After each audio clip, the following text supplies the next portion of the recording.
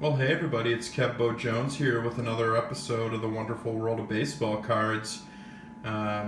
Today I wanted to just show you a few different pickups that I've gotten in the mail over the past few days and tell you a little about a few of the cards that I've been getting.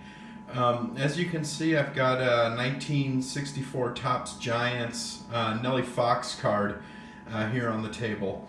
I was going through some stuff a few nights ago and I opened this drawer and found a near complete set of these 1964 Topps Giants. This, I think, is a very, very manageable product and set to complete, as it's chock full of Hall of Famers and all the stars of the era. I went through them and discovered that I was missing, I think, about 7 cards from the set, with, of course, 3 of the major stars being Mickey Mantle, and then the short prints of Sandy Koufax and Willie Mays, and more on those guys later. So I was going through them and I decided that this was a project I'd been working on a few years ago and then just shelved for whatever reason. So I kind of went through my checklist and found out who I was missing, and was able to find these cards for really, really cheap online. So I got this Nellie Fox here. It's really cool too because it's got the Colt 45's logo on it. And I think it was like $2, this card. It was super cool. And just a random Hall of Famer that I was missing. You'll see here the second one, I got this Brooks Robinson. This is really sharp. Didn't realize I was missing him. And again, this was another Hall of Famer who was picked up for a song, basically. And this set is just, although it's an odd size, which could be a little difficult to manage, it is just absolutely beautiful photography. And it is one of the nicer test issues, I think, of the era for Topps. These cards are readily and plentiful, and can be found very, very easily on the secondary market. In fact, there's a story that these cards were used. Actually, it was seen once that stacks of these cards were used to level out a concession stand. I think at maybe Candlestick Park in the 60s. So they just had a brick of these cards and they used them to level out a concession stand.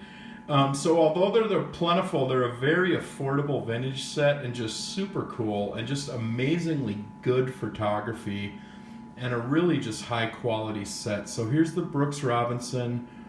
Now here's an oddball player. This is Galen Cisco. Aside from the Koufax and the Mays, who are obviously the 2 biggest cards in the set, this was the last short print that I needed. And I was able to find a bundle with these other 2 cards. So I got the Cisco, the Robinson, and the Nellie Fox. I got all 3 of these for $10. And the Galen Cisco, it's in pretty good shape. It does have a little corner ding up here. But one of the things that's so nice about this set is that it can be found in relatively good condition too. And it's just really beautiful cards. The next one that I got here, and this is the last one of these Topps Bigs that I got, is I found this Roberto Clemente. And this was really like the last kind of big star, aside from the big 3 that I needed. And I actually got this on an offer on a buy it now and paid a really good price on it. And it's a beautiful card.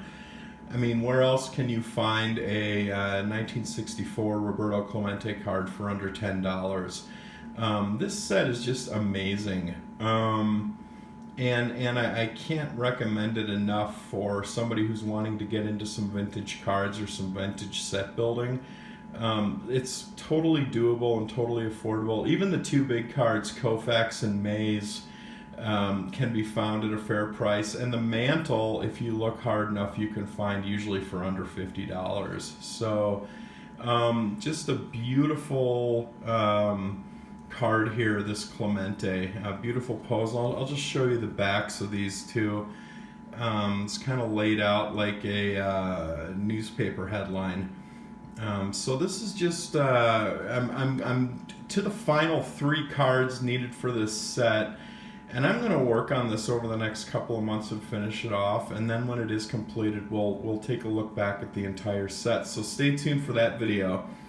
Kind of going with the oversized theme here. I picked this up. This was a box topper from this year's Heritage High Numbers. This is from the Hank Aaron subset, and this is a super cool card.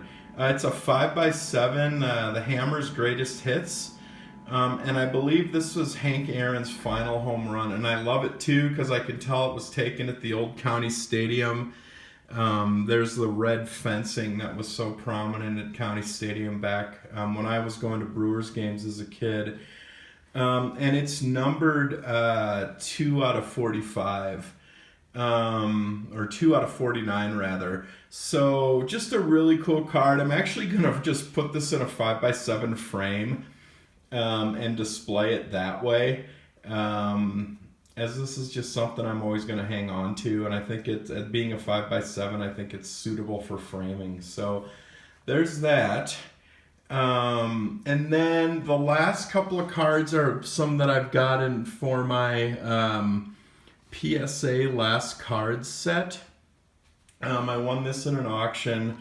This is a 1962 Topps Red Shandiest in a PSA 6. It's a super nice looking card.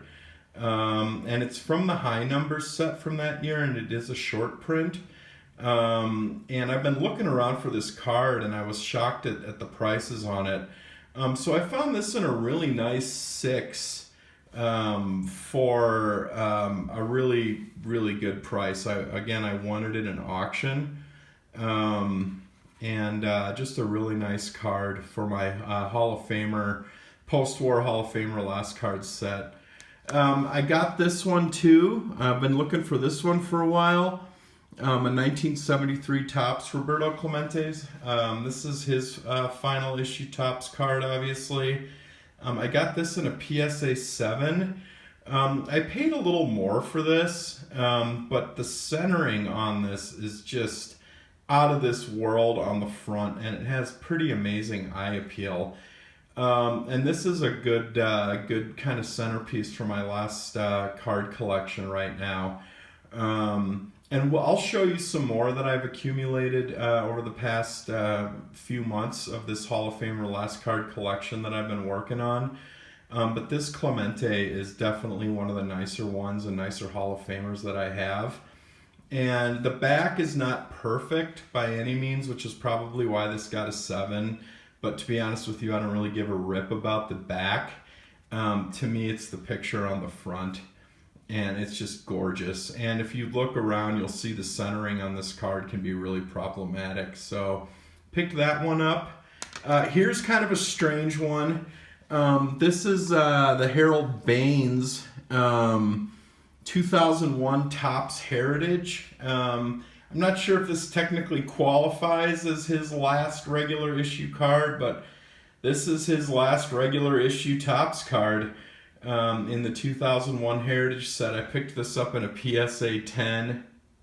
Not really a big Baines fan, but I don't know how many of these are out floating around, to be honest with you. And it's been on my watch list for a while, and it was a pretty fair price, roughly again, close to the cost of what it costs to grade it. And I'm not going to take my chance and wait to do a Harold Baines card. So I sent this in, or I picked this up for a pretty good price. And I don't know if you'll be seeing more of these or not, but it's a cool card. This is the first Heritage set, and they did a really good job. I mean, there's the back. It looks a lot like the 1952 Topps set. And I figure this is going to work for me. For my last card set, I'm not a registry guy, so that doesn't really I don't need to register my set with PSA, so I don't know if this is their official Harold Baines in their set or not. But this is the one I got, and then I got one more. This isn't for my Hall of Fame last card set, but I saw this floating around on Sunday night in an auction. And this is just, of course, an iconic Topps card, and I think one we've probably all loved or seen. And again, it was probably less than the cost to get it graded. It's not one that I'm going to mess around with. Again, trying to like submit and then, wait a year, to have the card come back like a 7 or something because they don't like something about it for whatever reason it is in PSA's arbitrary grading process. So I saw this for really, it was $10. PSA 10 1991 Topps Roger Clemens, and it's just iconic with him leaning up against the green monster. He should make the Hall of Fame someday, but this is just such a great card, and I love it. And I saw it just kind of late Sunday night as an ending auction. I'm like, I'm gonna just try, and sure enough, I was able to snag it. So that is about it for the mail today. Thanks everybody for watching. I really appreciate it. I appreciate your comments. I try my best to get back to everybody. And thanks so much, and keep collecting what you absolutely love.